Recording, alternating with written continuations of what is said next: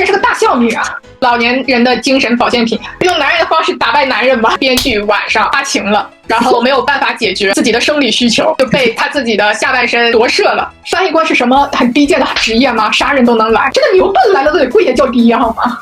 Hello， 朋友们，欢迎来到2月份上榜短剧点评的下半部。这期的视频主要包括了我觉得一般的短剧和不吃鱼的猫给大家带来的排雷指南，让我们一起来看看吧。我们就继续点评我个人觉得还行的剧，在上2期有一些已经推荐过了，到时候放在屏幕的一侧。一日看尽长安花是2月新上榜的一部剧，制作整体还是不错的，一个穷姑娘一不小心嫁给了皇上的一个故事。她存在一个身份的隐藏，穷姑娘其实是变成了皇后，她带着皇子回去看望自己的父亲，但是一直被打脸，被家里人认为她就是个普通的平民贱民，观众就是一直看她怎么被打脸，其实是有一点难评的那种扮猪吃老虎的感觉，只是这个扮猪吃老虎的本身是一个女人，一个穷姑娘去演出来的。她在你这里边是还行，在我这边就是完全不推荐。因为他想玩扮猪吃老虎的那一套，但其实你扮猪吃老虎的那一套是有个前提，伤害的只能是你自己，你才能够去玩扮猪吃老虎的那一套，不然的话你就会觉得你这个人物你就是失去了一个弧光的。你看所有的扮猪吃老虎，它一般情况下是你伤害了我的家人以后，我开始爆发嘛，对吧？然后揭穿我的身份。但是这个里边这个扮猪吃老虎这个感觉就是女频学男频学的不到位。他母亲应该是妾室的身份，一直在那边被主母和他姐姐欺负嘛，因为被迎错了亲，她成了皇后嘛。然后他玩这一套呢，就是他即使当了皇后，你自己在家的时候就一直被欺负，你也知道你妈被欺负，你又没有告诉你那个亲爹亲妈我成了皇后，他每个月就寄银子回去，那么多书信，那么多东西，他不知道跟他爹娘亮明自己的身份，我现在是皇后，你不要给我欺负我女儿，他都没有去想过这个问题，他就觉得他借钱过去，他那个爹能对他妈好一点。不觉得很离谱吗？这是他亲妈，没懂，他是亲妈被他亲妈被欺负，被谁欺负？被他亲爸欺负，正式欺负嘛。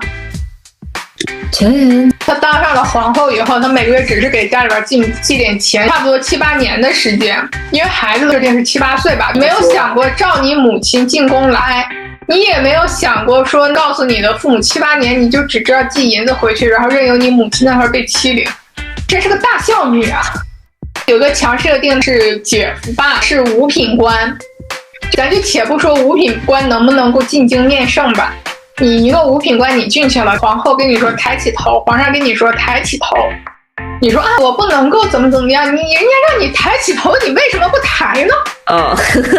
反正就是各种 bug， 你觉得看得不爽，就是你无法接受这些 bug。非常之不爽，让我觉得恶心。这部剧说完了，我们下面再讲我觉得一个还行的剧，叫《莫言春度芳菲尽》。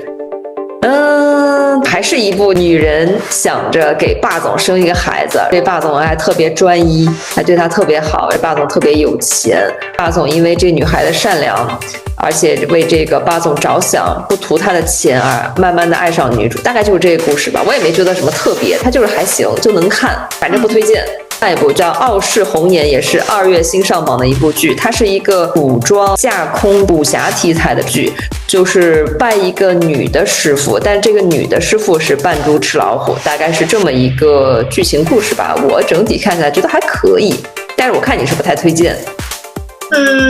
怎么说呢？就是如果你能够忍受它的制作差，服化道不精良，然后主角长得也不好看，倒是可以一试。我只能说你觉得哪不好看了？不是哪个主角不好看，这还行吧？扮男装的那个人，我觉得徒弟那个倒是挺好看的，还行吧。女主选的我只能说很符合她那个形象，她很符合她的设定。虽然里边男的都挺难看的，不重要，它又不是一个甜宠剧，它不需要男的太好看。因为它是武侠嘛，基本上人都会长得比较有特点一点，找一些比较有特点的演员。它是一个女频剧啊，我来搜一下，我怀疑有很多男的也在看。我感觉应该不会有男人看。我感觉男人应该很少。我不知道，我来看一看，因为它里边确实有很多设定说，女的怎么能这个习武呢？有这些说法，对，就有点类似于有点女权，但其实也不是特别女权的一个东西。来看受众分析啊，哈哈哈哈，你错了，76%的男性，24%的女性，51岁年龄占比最高，占了45.55%，51岁以上的，是不是很神奇？离谱。等于说家里那种大伯爸爸那个年龄段，可能再比他小一点，这个年龄段再充值再看，76%，27%是41到50岁，说明这个看这个东西年龄段很大，喜欢看武侠这一套啊，金庸啊这些东西，他们可能喜欢看呗。完了之后又是女性作为主角，但其实心理代入可能还是一个男性，就扮猪吃老虎嘛。这个数据对于我来讲，我只能够说，女性可能看不了这么粗制滥造的服化道，所以她就选择不看。服化道也还行吧，也没觉得特别差，就还可以。那么个大混乱，唐朝的、民国的，我说是架空嘛，各种时代混在了一起，对不对？你要知道，每一个朝代的服饰的演变，它是有一定的因素在的，它不可能这么混乱的产生在一个地方。没关系，反正就看着一帮这个武侠的人在打来打去，这我觉得还好吧。但是他武侠也没有套招，也没有很好嘛。像我说的，他去救那个公主那会儿，简直笑死我了！真的那么多视频，3个人在那边营帐外打来打去。我也喜欢看武侠，我打小看金庸、古龙，看梁羽生啊、四大名捕那，我也看。有可能因为我武侠看的比较少，几乎就不看，所以我觉得还行。可能我的程度比较低。我只能说他这个立意还行，但是他用了一个特别现代的一个观念去套古代。世界上最封建之地是在内娱，真的一点都没有错。古代是对女性的那个要求一点点收紧，束缚很多，但也不至于像他这样的设计，你知道。所以我只能够说，像你之前说的，把一个苦难和把一个付出化成一件具体的事情，好方便表达而已。所以他选择了这么一个情况，但是我觉得在我看来不是一个理由吧。所以我只能够说强行立意挺好，但是制作太差了。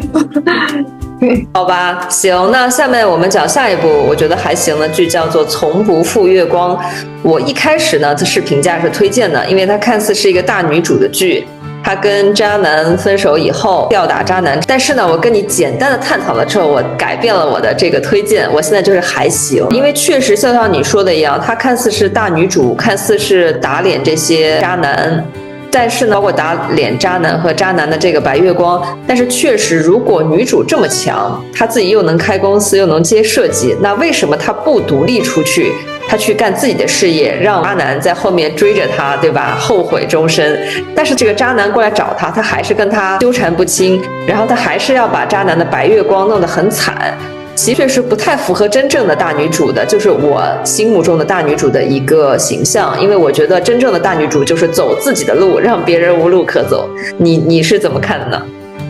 我就觉得她其实还是那种就是工业糖精那一套吧。这个女主在那个男主就是收养他们家的那个亲儿子，设定收养他那个人也是一个特别厉害的一个家族嘛。他是和他儿子有过一段就是很隐秘的感情。在那个男的出现的时候，我在这个女主身上我没有看到对他的那种既爱然后又纠结，因为他是养哥哥的身份，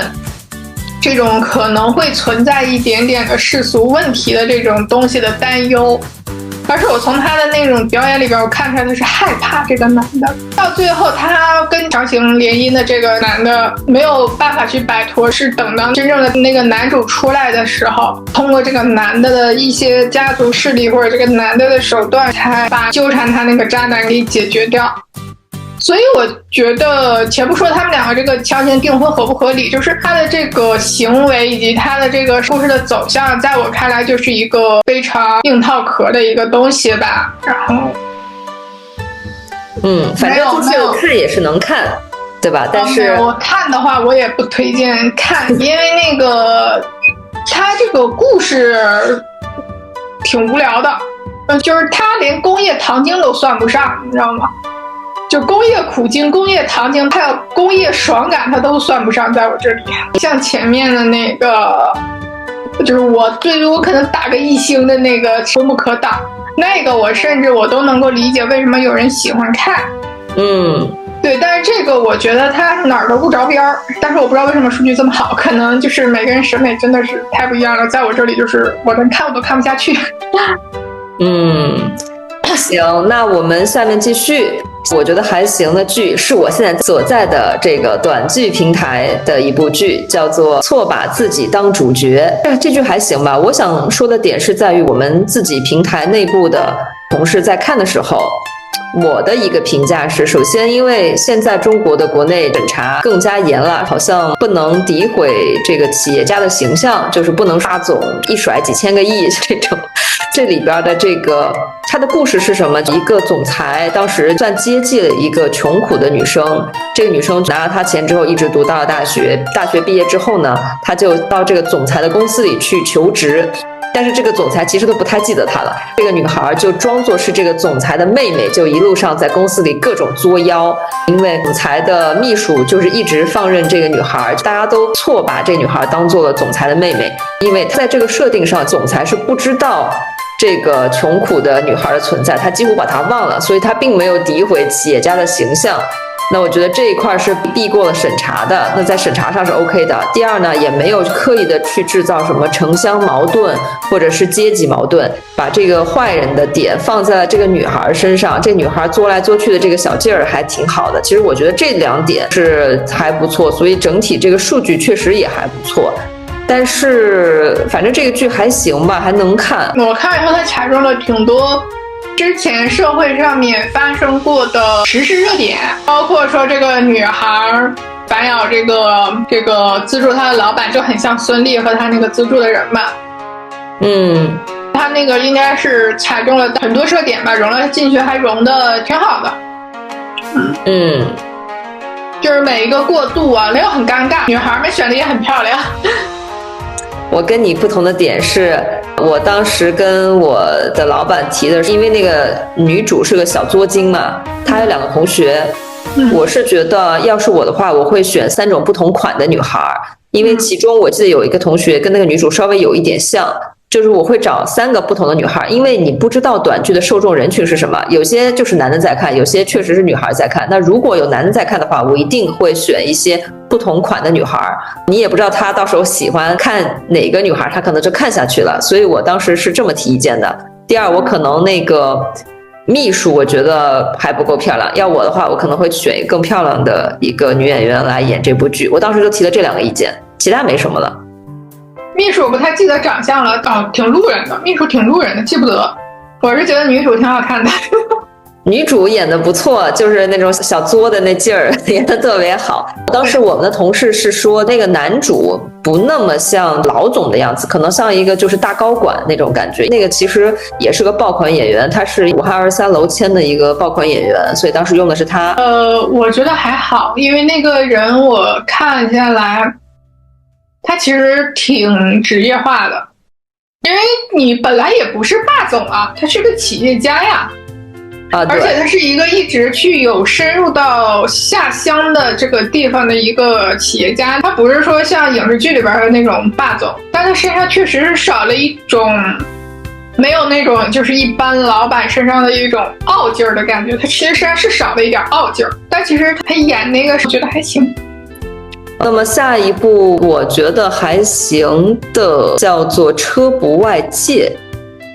这部剧就还行吧，它是一个男频剧，带有了重生穿越回来，然后就一直在说当时这个车祸的情况到底是怎么样，到底发生了什么，反正就在一个狭小的空间内，就是逼逼叨叨2个人，就是一直在有带一点悬疑，就是大家去盘，有点像剧本杀一样去盘出来之前这个车祸到底发生了什么，是谁制造了这个车祸，然后又加入这个他的老婆出轨的这么一个东西。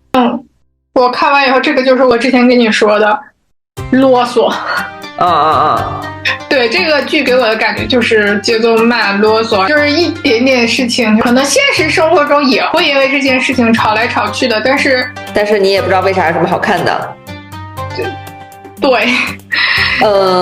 你可以这么理解，很多的这种短剧的用户，他其实就是把手机往那一放，然后听声音。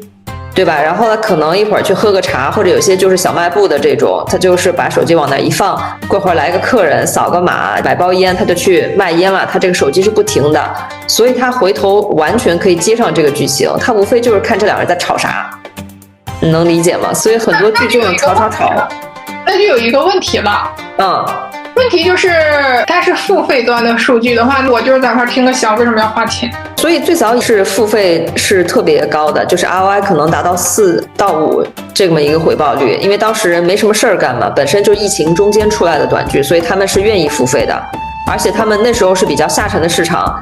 看一个乐或者看一个热闹，所以他们就愿意充值，而且有些人他是不懂怎么去找盗版，就是年纪大一点的下沉市场的这部分人，他不会找盗版。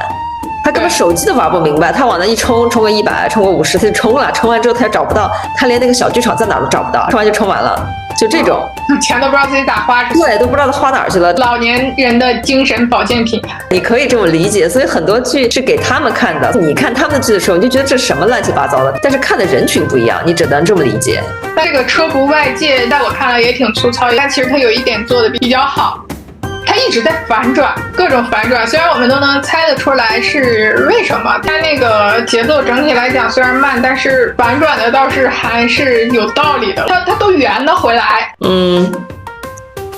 所以就这剧就还行吧。然后就讲下一部剧是叫《登凤台》，这个是一部听花岛的剧，它是从1月28号开始投流，1月28号一直到3月5号，在2月份的榜单还是在比较下面的。她的女主叫江17，是个大网红。没看，看不下去。我觉得就一般吧，反正就是这个女生有一个这个叫亲子鉴定的异能，她就穿越到了古代，看着也就一般。我记得是，如果不是那个亲儿子头顶冒绿光嘛，不是亲生父子的这种。对，就是到古代去给你见是否这个出轨什么的，脑袋是不是戴绿帽子之类的吧？对，就是反正我看不下去，然后就没看了。这还行吧，凑合看。但是青花岛就是它拍摄水准是 OK 的，它不会说拍得很粗制滥造，这个不至于。我们现在讲下一部剧是我本素人40岁却勇闯娱乐圈。这个呢讲的是一个中老年的逆袭，我觉得这个我看完之后整体还可以，我觉得他这部分受众绝对就是那种文化程度不高，可能18岁20岁特别小的年纪啊，结婚生子然后养了很长时间的小孩的这么一个家庭主妇，大概年龄段是40到50岁，因为她的女主设定是48岁，所以我觉得大概就是这个年龄段的这个家庭主妇在看。等会儿我看一下数据是不是，就等于说这个人本身是一个普通的家庭主妇，天天就被这个她的老公吆来喝去的，然后呢她被一个导演去挖掘了作为女主。她老公的白月光其实也是演戏的，白月光一说这个剧的主角是我，就这么闹来闹去，就这么一个故事。但我觉得整体还可以，好吧，这个我也没看。在红果上看的，我觉得这个数据端绝对是我说这年龄啊。现在我们来拆一下盲盒，看一下受众分析来了啊。女性占比82%，男性18%，31到40岁占比43%，然后下一个年龄段是41到50岁，占比23%。所以我觉得就是这部分人群。我们下一部剧叫做《神医的救赎》，我这边填的是以前的男频剧都是扮猪吃老虎，那这边呢就是把这个男的变成了他是一个中医，然后他给村民看病，但是村民就是不肯给他钱，然后他去讨要这个钱，他结合了一些中医的元素，还有他把这个恶人变成了这些村民，他是去要债，去要的欠款，他其实形象是非常正面的，把这个坏人的点放在村民上，坏的是别人，好的憋屈的是自己，其实还是男频的这么一个打压，一个情绪输出，前期压抑，后期输出的这么一个释放的这么一个形式。我没有看这部剧。这还行吧。然后我们讲下一部剧叫做《坠入春夜》，这个是曾辉的戏。反正曾辉还是很帅的。这个故事嘛，就是女人争男人的这么一个故事，还行吧，还可以。这个应该是2月份，应该1月份也上榜了。它不是一个新剧，还蛮久的。行，其他没啥，就还行。下一部是《逃荒年》，天降狐仙小福星。这个的话，我觉得整体制作稍微次了一点，就是有一点古早的这种短剧的味儿。它也是一个萌宝题材，因为最近有非常多的萌宝福星的题材，好像数据都不错。它其实是狐仙是大家比较排斥的一个点，但是这个小孩是个小福星，大概就是这么一个故事。好的，我看你上面写的制作次了点，然后我就没看了。好吧，下一部还行的剧叫做《金蛇狂舞之天下无贼》，也是个男频的题材。它比较特别的点是特工题材，人物的造型都比较有个性，有一点就是80年代这种复古风，就是有一些黑帮的这种感觉啊，每个人都比较有特色，可能是你口中的觉得不是很好看的男性角色，但是都特别有特点。因为这个人带着身份，他是个特工，所以他不是纯的从黑帮的角度去讲，他其实是一个特工角度去讲，所以他是能过审的，所以我觉得这个故事还可以。那个男人如果说他长得不好看，但他演技好，我觉得也是可以的。我觉得里边演技都还不错。是下一部戏是财源滚滚小厨神。我一开始以为是个萌宝的片子，但其实里边没有萌宝，就是他的小厨神其实是一个女生，她是一个女的厨神下山，然后是轻喜剧带一点爱情故事，就整体还可以吧。啊，这个我看了，这个男的是刘兰博。哦，我没注意啊。OK， 我当时看这个男的时候很眼熟，然后我就特意去看了一下这个是谁演的，然后发现刘兰博。下面我来介绍一些我个人觉得不是特别喜欢的剧，可能在海外会表现不是那么好，或者个人没有那么喜欢、不能理解的一些剧。首先第一部叫做《林深不知云海》。它是一个男性版的虐文，等于说他这个男人对老婆怎么好，但是呢他老婆却不珍惜。你是怎么看的？这就是用男人的方式打败男人吧？为啥是男人的方式打败呢？我都没看懂你写的是啥。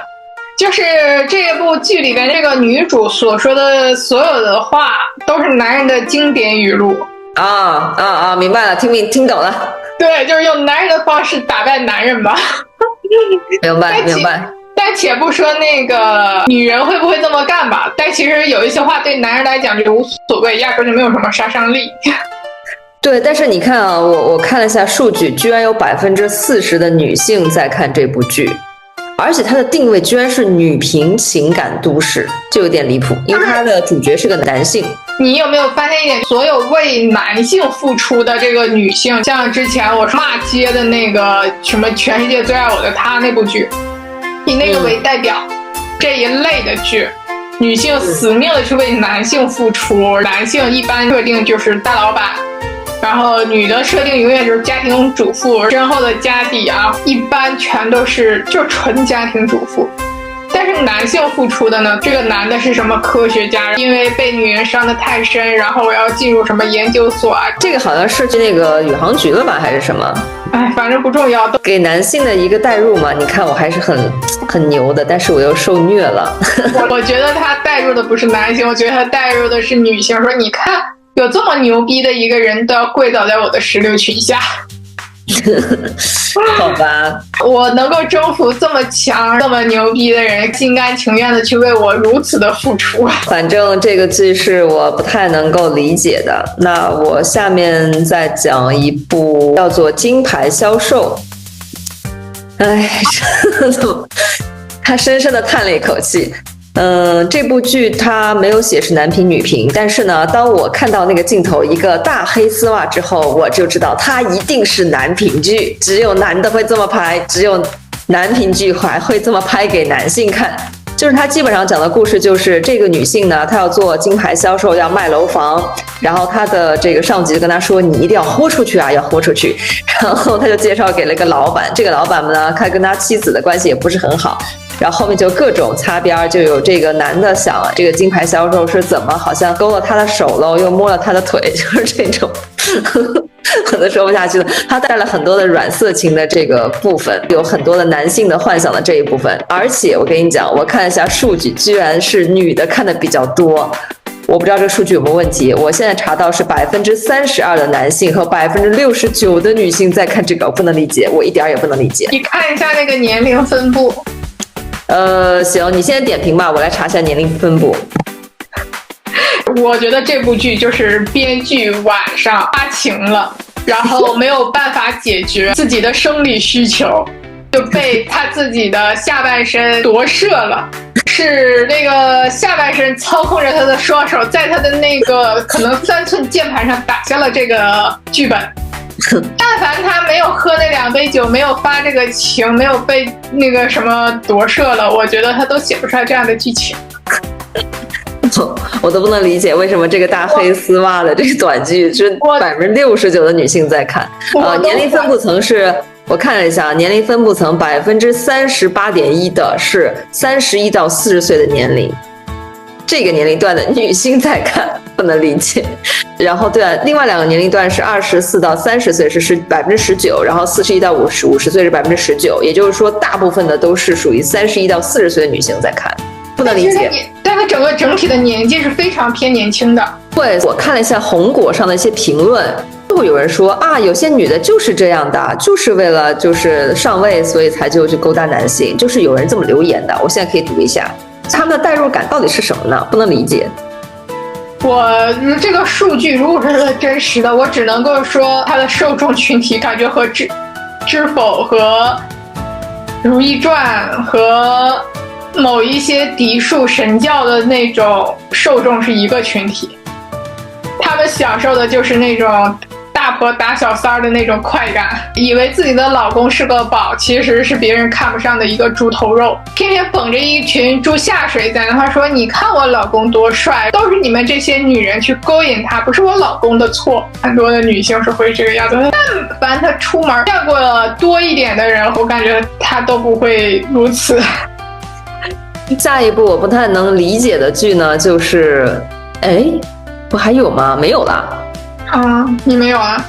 没有吗？你没有了吗？我好像没有嘞，不太推荐的剧。那我没有理解的就是那个亲爱的翻译官小姐。亲爱的翻译官对，这个我没评价，就是亲爱的翻译官小姐的话，这部剧的设定我觉得翻译官好像没有很出彩，就是他说这个女孩的老公一直跟这个老公的白月光一直说的是德语，然后他自己的小孩秘书也说的是什么德语，然后呢其实这个女孩是会讲外语的。但我觉得这个翻译官这个职能好像在这个剧中没什么特别大的作用，只是一个普通的职业。对，她后来是和这个老公签了离婚协议吧，被她的男闺蜜抓到她公司嘛，这个男闺蜜和她老公又是竞争对手，在争一个项目。争这个项目的决定性因素呢，就是谁翻译的好，然后就能够这个项目就归谁。就是你现在因为我没有开摄像头，你看不到我翻白眼的程度，真的能够翻卷过去。就是我不只是针对这一部剧，就是这种剧，我就很好奇，你把一个人娶进门也好，或者是你嫁给这个人也好，因为现在性转就是很普遍嘛，男转女，女转男，同一个题材翻来覆去去拍。就我每次看到这种文，我都会有一个疑问：你在嫁他之前，你在娶他之前，你不会想着说，把他是一个什么样的身份背景调查清楚，他家庭情况是什么样，你起码要有个了解吧，你都不会去做一个基本的一个职业调查嘛。这个最离谱就是说那个男人，我当时娶的就是觉得他是个贤良淑德的人，他是个看上去是一个能照顾家的人。你创业起步阶段，或者是你有一定的成就了以后，男人想的一定是说，我想娶一个什么样的老婆，能够在我的事业上给我一个帮助。他绝对不会想着说我去娶一个贤良淑德的女人，这是男人的心理。我不知道，我不是男的。就是当他是在起步阶段的时候，他的事业没有那么平稳的时候，没有成为一个龙头老大，或者是没有成为一个独霸一方的这个人的时候，他想的一定是说我娶一个什么样的人来帮我，而不是说那个随便找一个。对，他的设定是有问题，但是反正短剧的很多设定都有很多问题。对，就是我当时看的时候就想到了章子怡的那句话，说套用一下就是翻译官是什么很低贱的职业吗？啥人都能来。那个一直和女主对话的那个秘书嘛，那个前夫的秘书，他设定是会德语会英语嘛，结果到最后的时候，他去见那个他们那叫什么，那个他不会说阿拉伯语，但他可以说英文啊。如果没有记错，他英文说的磕磕巴巴的吧。我就不说那个他那种中文式的那种机翻嘛，让人念的感觉。有可能英文我没印象了，反正德语说的也七了八怪的，就是因为我之前学过一堂课的德语，反正德语可能也找了一个什么配音，说的七了八怪的。对，这个我在 B 站上刷到过很多次他的推荐嘛，但是我就真的完全都没有办法看下去。反正就一般吧，就那样。然后我们下面没有什么补充的话，就讲下一部剧《极速飞驰》。你要骂他了是吧？你骂吧，我只是觉得它这个赛车题材就是在整个榜单中是比较特别的，不太推荐。对，其实这个就很像那个长剧嘛，长剧到最后故事讲尽了，他就会拿一些别人没有见过的题材过来，像杨幂的那个翻译官啊，还是龚俊的什么消防队啊，各种比较冷门一点的职业吧，然后这种题材来做个秀嘛，其实最后壳子还是那一套，只不过就是换了一个东西而已。然后这个片子就是刚才我之前提到过的，你都已经3冠王了，你的报纸上面，你的那个流媒体上面没有你的脸，就是所有人都认不出来你的3冠王，你觉得靠谱吗？那个女主是一个赛车俱乐部的大小姐，你觉得她去见一个3冠王去约个饭，或者说不说约个饭吧，我就近距离看一下合个影会很难吗？结果的设定就是女主不认识这个3冠王的原因就是3冠王戴着个头盔去领了奖杯。他戴过头盔吗？我想知道这个编剧、这个导演、这个制作组。你别说那个赛车的头盔了，就是我骑个电瓶车的那头盔，为了防撞乱七八糟都捂得慌，就真的没有办法接受这件事情。他后面设定是他能够听声辨出来赛车有没有问题。那请问他为什么会被自己的弟弟还是哥哥在赛车上动了手脚他都不知道呢？一个赛车俱乐部他只能够拿得出来一辆拿得出手的赛车，这个少爷的开，然后别的都没有任何一辆赛车能够拿得出手。那请问他办赛车俱乐部是干嘛？怎么着？是我那个路边摊上花200块钱玩一圈的那个跑道赛车是吗？这个就是一个所谓的之前是很有名的一个赛车俱乐部吗？请问，就是整体来说 bug 太多了。对，这个男主呢就开了一辆设定里边，我不懂赛车，但是他说那个赛车就是听那个意思，说这个赛车非常垃圾的一辆车，结果跑赢了那个特别牛逼的车，因为出了故障下车修了2分钟，然后最后还能够撵上那个第1名，真的牛奔来了都得跪下叫爹好吗？我来顺便补充一下一个数据啊，它的投放时间是1月31号，也就是过年期间，对吧？应该是过年。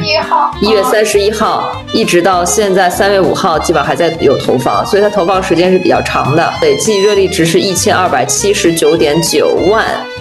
还不错，大概有700万的充值。然后51岁占比，51加的占比最高，36.47%的51岁以上的人群，然后82%是男性，18%是女性。充值端，这个应该是充值端的数据，